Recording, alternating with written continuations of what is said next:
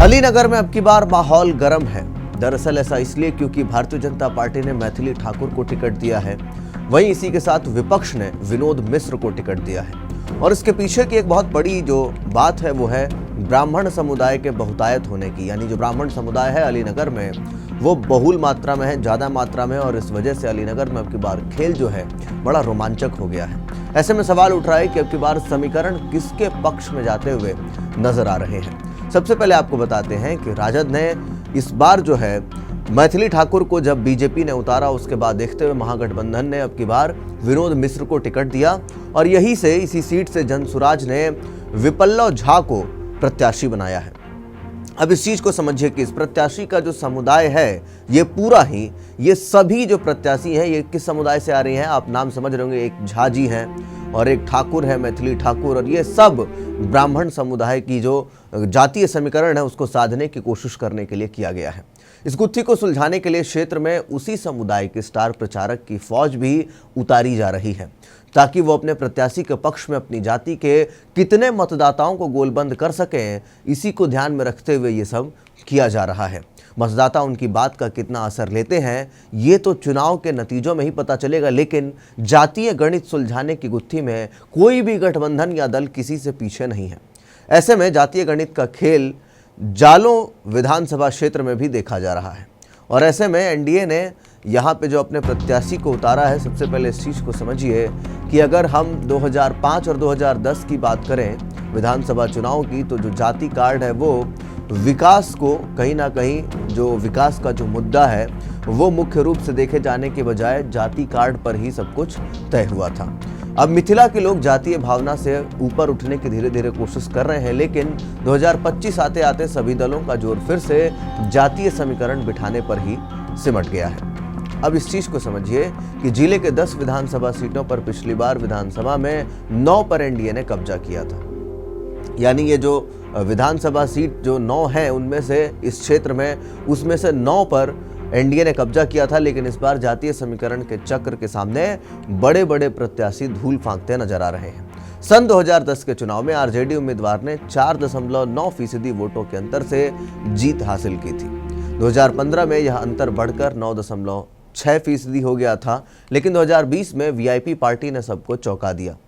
क्योंकि यहां से तत्कालीन वीआईपी नेता मिश्री लाल यादव ने 2% वोटों के अंतर से यहां पर 3101 वोटों से जीत दर्ज की थी। साल 2020 के चुनाव में अलीनगर विधानसभा क्षेत्र में 57.4% मतदान हुआ था और उस समय कुल 2,75,559 मतदाता थे। हालांकि राज्य में स्पेशल जो इंटेंसिव रिवीजन हुआ था अभी एसआईआर का, उसके बाद वोटर लिस्ट अपडेट हो गई और बिहार विधानसभा की 243 सीटों के लिए मतदान 2 चरणों में 6 और 11 नवंबर को होगा और इस सीट पर 6 नवंबर को मतदान है। तो आप इस चीज़ को समझिए कि यहाँ पर जो पूरी कोशिश है वो अब अति पिछड़ा और पिछड़ा समुदाय को साधने की है, क्योंकि आप जानते हैं कि इस अलीनगर सीट पर जो भी मुस्लिम समुदाय के लोग हैं वो तो अब आरजेडी के पक्ष में ही वोट देते हुए नजर आएंगे। ऐसे में जनसुराज कितने वोटों को अपनी ओर ले पाता है, यही से पूरा गुणागणित जो है वो बैठता है और तीनों ही समुदाय के जो लोग हैं वो अपर कास्ट से अपने उम्मीदवारों को उतार रहे हैं ताकि वो इस एरिया के जो बहुतायत ब्राह्मण वोट हैं उसको अपनी ओर करने की कोशिश करें। अब ऐसे में जो पूरी कहानी है वो सिर्फ इस पे टिकी हुई है कि ब्राह्मणों का मैक्सिमम वोट जो है वो किस ओर जाएगा, क्योंकि जब तीनों ही ब्राह्मण समुदाय से आते हैं तो फिर वो वोट जो है वो बटेगा और ऐसे में एक तरफ जहां मुस्लिम की जो वोट बैंक है वो अलीनगर में महागठबंधन को जाएगी, तो वहीं दूसरी ओर अति पिछड़ा समुदाय जो है वो किसको वोट करेगा, इसके ऊपर भी पूरी नज़र जो है वो लगी हुई है। ऐसा इसलिए क्योंकि यहाँ से पिछली बार वीआईपी ने जीत दर्ज की थी। वीआईपी को जो सीटें मिली हैं वो कहीं ना कहीं साफ दर्शाती हैं कि पिछली बार अति पिछड़ा ने जो महागठबंधन के प्रत्याशी थे उनको वोट दिया था और ऐसे में अब की बार ये अति पिछड़ा समुदाय चिराग पासवान, क्योंकि अब की बार जो है इस चुनाव में वो एनडीए में ही शामिल हैं, तो ऐसे में अति पिछड़ा समुदाय जो है वो क्या अब की बार बीजेपी को वोट करेगा। अगर यहाँ से ये हो गया तो यकीन मानिए कि अलीनगर सीट जो है वो एनडीए अपनी ओर झटक लेगी, नहीं तो फिर अगर ब्राह्मण वोट बैंक जो है वो काफ़ी हद तक बट गया और मुस्लिम आबादी ने पूरा समर्थन जो है महागठबंधन को किया तो फिर इस चीज़ को समझ लीजिए कि यहाँ से मैथिली ठाकुर जो है वो अपनी राजनीतिक यात्रा को समाप्त भी कर सकती हैं। अब आप समझ सकते हैं कि राजनीति में अपनी पहचान बनाना इतना आसान बात नहीं है, लेकिन कहीं ना कहीं जो मैथिली ठाकुर हैं वो अपनी लोकप्रियता के दम पर यहाँ पर खड़ी हुई हैं और अब वो क्या चुनावी वादे करती हैं, वो क्या किस तरीके से वोट बैंक को अपनी ओर साधने की कोशिश करती हैं, इसकी ओर देखना होगा। क्योंकि दूसरी तरफ भी जो नेता हैं वो छोटे नहीं हैं, बहुत ही अनुभवी हैं। विनोद मिश्रा और आरजेडी के गढ़ को फिर से मजबूत कराने की कोशिश कर रहे हैं